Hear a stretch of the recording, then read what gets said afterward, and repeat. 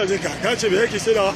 Ina sayar da abin zaman mota amma me duk mutumin da ya danganci APC gwara abin ya kone ba dan taba iya sayar da shi.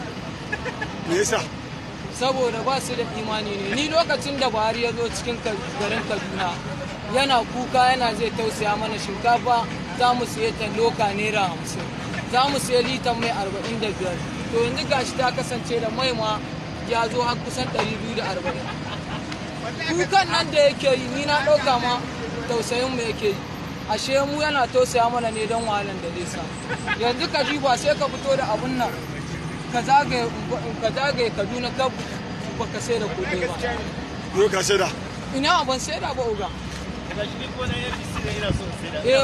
Baran sai da bane, baran zo na haka. Baran sai da. Kai dai ba za ka sai da ba dan APC. Baran sai da ba. Sai wa kenan? Ni zan iya ma in dai kai dan PDP ne ma ina iya baka kyauta. To yawwa bai dame ni ba amma APC kai akwai bishiyar ma da ta girma AR fa iya yanke ta fa.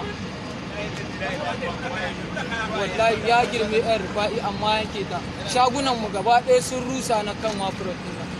Ba mu da guri yanzu sai dai mu ɗauka mu kai. Muna da shago da ni da babana nan wajen wanda. Ka ce suna da shago ba kai ba suna da shago. Ina da shago mana. Amma kai da ganin ka gaskiya dan APC ne ba imani kai gare ka ba.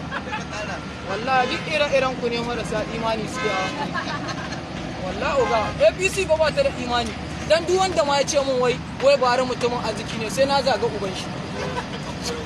Sai na zaga uban shi duk tafiya ɗaya sai na Allah ya isa. Yau na yi Allah ya isa ina ga za ta cikin tarbiyya. Allah ya isa kawai da na dinga zabga bari da yan rufai na yi za ta kai cikin tarbiyya. Allah zai sa mu dace amma wa'annan mutane ba su tausayin mu.